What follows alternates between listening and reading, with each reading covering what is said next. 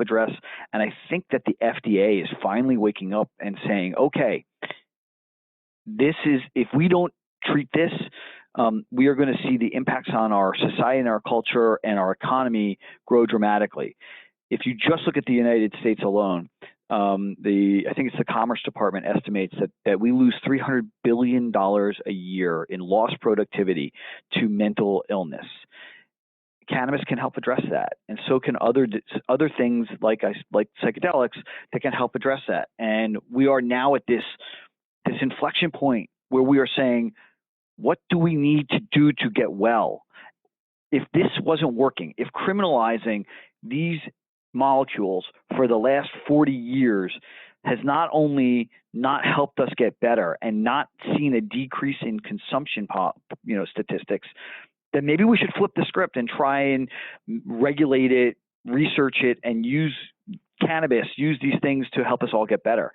That is absolutely exciting and fascinating to me, and it's what gets me going to work every day with a smile. I love my job because I get to have an influence on this stuff. And you bring up some really good points there. And I think that to add to that, what I would say is that a lot of the crises that we're going through in our country right now are kind of waking people up and making people ask questions about why. And looking just at the issue of cannabis, or for that matter, any natural plant substance that has been used for euphoric purposes or, spiritual purposes or healing purposes, a lot of the information about that has been oppressed, and it's starting to break open, and it's starting to cause people to ask a lot of questions.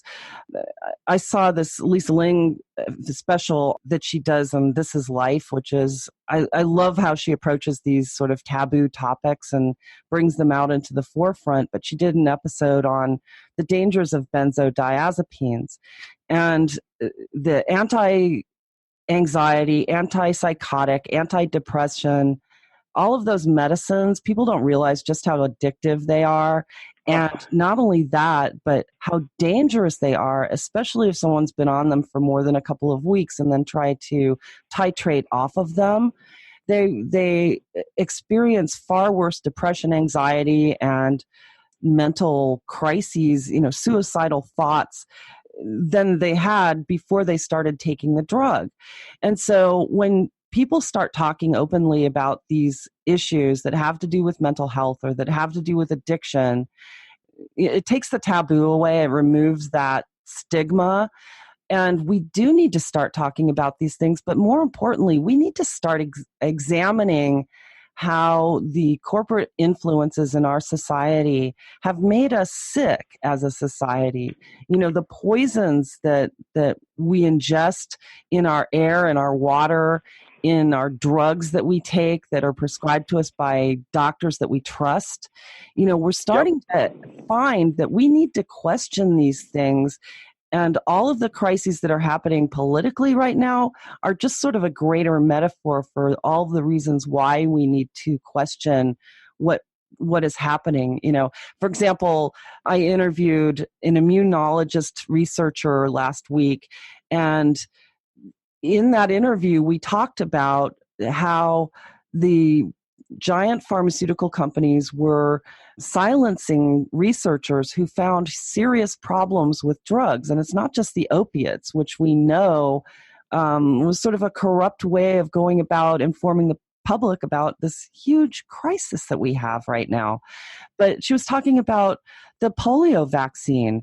They had manufactured several million doses of this polio vaccine that contained a live polio virus instead of what it was supposed to have, which was the dormant pathogen that builds your immune system against polio.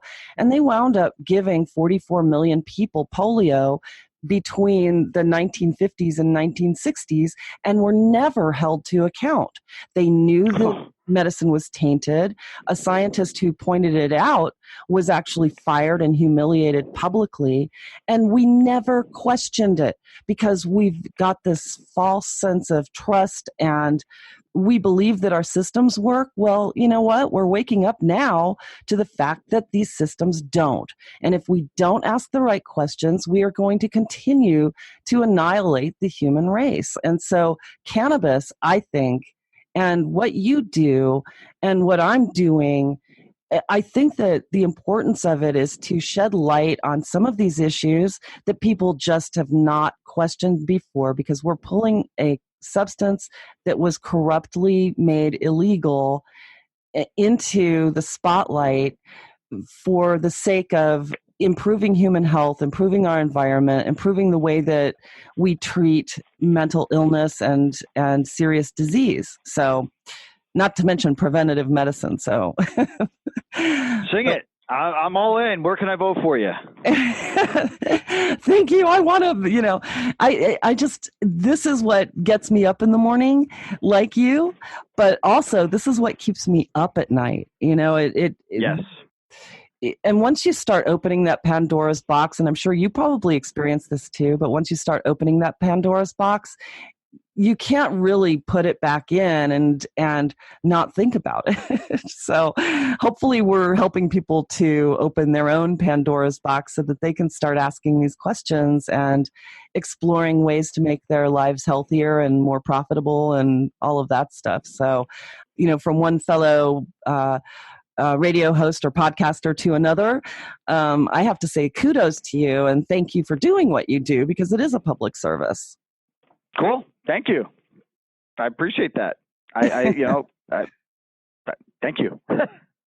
You're welcome. You're welcome. So, we've covered a lot of territory here today. And I just want to ask, what else would you like our audiences to know? And these are, people who listen on the radio are not necessarily the same people who search for cannabis online. What would be your parting message? Go out and get stoned. It will make you a happier person. I know it may sound frivolous, but if you have not tried the plant, don't be afraid of it.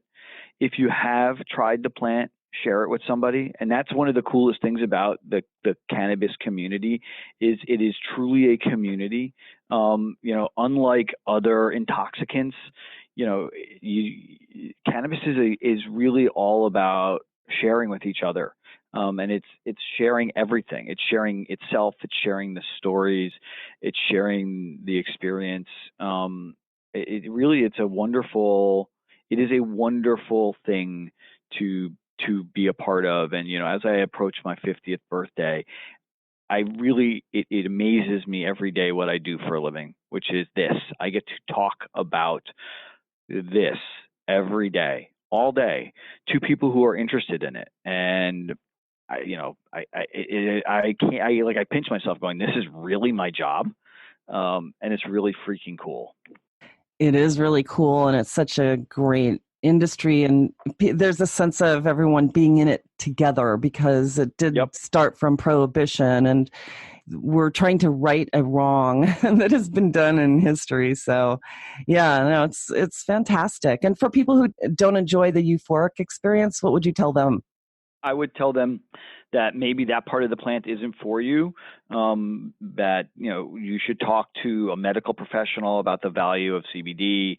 But if you're going to use CBD, make sure it's full spectrum, because there's something called the entourage effect, which means you need just a wee bit of THC to activate the receptors in your body so that they can properly process the CBD. And if you don't enjoy the euphoric effect and others around you do, smile and let them have their fun, because it's not hurting anybody. And then what about people who criticize the plant? Let me put it that way.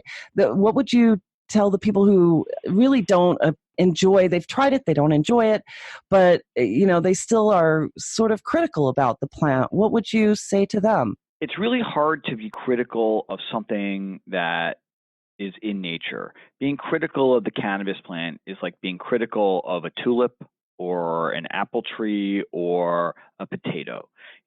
this is a plant that we as a species have intentionally cultivated and propagated for thousands of years. The same way that we've done it with apples, the same way that we've done it with potatoes. We as a species, have co-evolved with this plant. So it may not be for you, but it is for for all of us. And I respect anybody's decision on whether or not to consume. I respect anybody's decision on how they want to use it. I don't respect somebody telling me what to do with my body. What I ingest and how I use my body is really up to me, and it's not up to them. So if it's not for you, that's cool. I respect that. And if you want to tell me how to use my body, that I'm not cool with. Yeah. And I think also, just letting people know that our bodies are equipped to process cannabis because we have our endogenous cannabinoid system with receptors that actually need cannabinoids to function properly. I think that was a big one when I learned that years and years ago. And you cannot be critical of something that you don't know enough about. So yeah, I think, in addition to that, I'd say go and be educated and listen to Lewis's podcast, refer your friends to ours and theirs. And, it's just important information. But anyway, well, I'm getting a signal that it is time to start wrapping it up. So, Lewis, thank you so much for joining me today. This was a great conversation. I really appreciate it. We want you on our show because it's only fair for you to have the same experience of being on the other side of the mic as I just did. Thank you. I would absolutely love to join you. You just tell me when and I'll be there. So, once again, it is time to bring yet another show to a close. I'd like to personally thank my guest, Lewis Goldberg, for sharing his insights and knowledge with us today. If you'd like to learn more about his podcast, The Green Rush, please visit us online at thecannabisreporter.com. Click podcast to find today's episode, and there you will find his bio along with a link to his website. We have so many people to thank. First, I'd like to express our gratitude for our partners and radio sponsors, Canosphere Biotech, the Growers Network, and Blue Mountain Energy. We certainly couldn't be doing this without you. I'd also like to thank our production team here at the Cannabis Reporter Radio Show for always making us shine. And of course, it goes without saying just how much we appreciate our programming directors at XRQK Radio Network and Society Bites Radio for distributing our show. And last but not least, thanks to all of you for listening. I'm Snowden Bishop, inviting you to join me again next week, same time, same place, for another episode of the Cannabis Reporter Radio Show. Until we meet again, be safe, stay informed, share what you've learned, and make it a great day. Evergreen is calling.